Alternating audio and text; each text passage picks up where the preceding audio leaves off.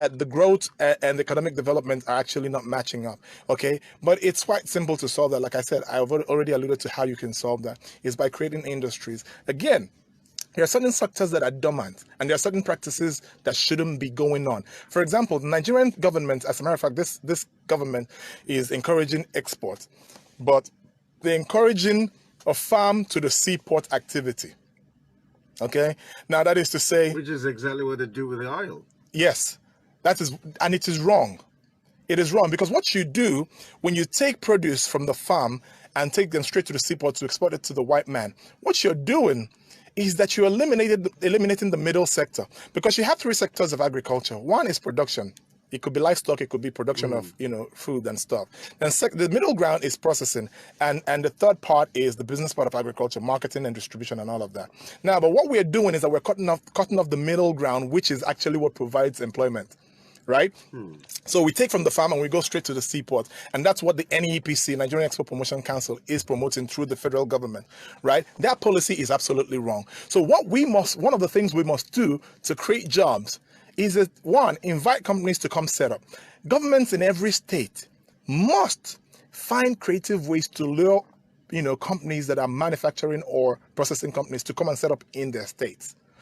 Also, you also have to invest in processing industries that may not necessarily have their own brands, but process for Nigerians who have developed their own products and their brands. And what you do for them, they can outsource their production to you. Because for me, I'm a product developer, right? And there are a number of products that I've developed that I know are best sellers, can sell anywhere in the world, but I can't scale them because I don't have the money to set up the factory. I don't even want to set up the factories because it costs a lot of money to set up a factory. Outsourcing is a great way, to make profit and own brands without owning a factory. But then who do you outsource to? There are not companies in the Southeast that we can outsource to. So imagine every state in the Southeast sets up processing industries that individual product developers can outsource their production to. You see, I'm curious to find out why that second part, the processing part, is undermined and underemphasized. Lack of know-how. Okay, now because I don't know how a country can make progress if it produces crude oil, exports it, and then imports the finished product. It's crazy, Uche. And we're talking about subsidy. And you see why America and Europe do not want these countries don't want the best for Africa. And so you see them keep talking about, they're advising the Nigerian government to remove subsidies. How should you be advising a government, one of the six, well, one time we were one of the 6 largest producers of crude oil in the world. Now we're one of the first 12.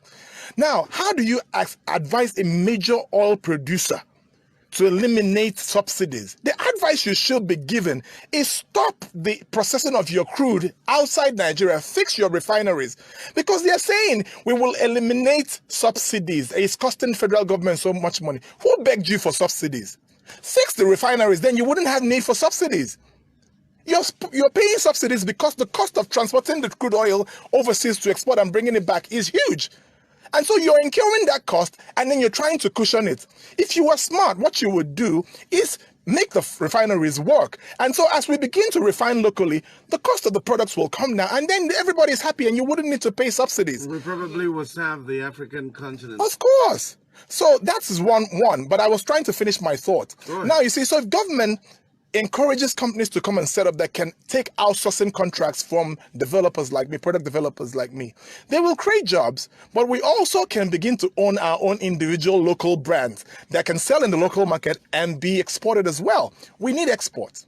But we need to stop the practice of this from the farm to the seaport. We need to do from the farm to the processing factory and then to the seaport for export. Because what happens is that imagine that all the chocolate you have in the world are coming, the cocos are coming from Ghana and Cote d'Ivoire. But what happens is that they come and they pay us peanuts for this, raw materials. They take them overseas, process them, and return them back and sell them to us for an arm and a leg. That is stupid policy. I'm sorry, but that's stupid policy. It doesn't add up. So what we simply need to do, and Ghana started that recently, and I was so happy. Ghana is saying to Switzerland, no more. we're not selling our cocos anymore. We'll begin to process them ourselves. Because imagine the best chocolate raw material in the world is called the brownies from Holland. Holland took cocoa from Africa and developed a brand called brownies. It's cocoa in powder. And if you want to produce chocolate, you just need to take that and put them in the machines. And they're making trillions of dollars from those products that came from Africa. And we, the Africans that are farming the cocoa, aren't making anything. Does that make sense? So what we need to do is discourage the exportation of raw materials, but encourage the processing of this raw materials in Nigeria and then exporting the finished products. And our economies will grow.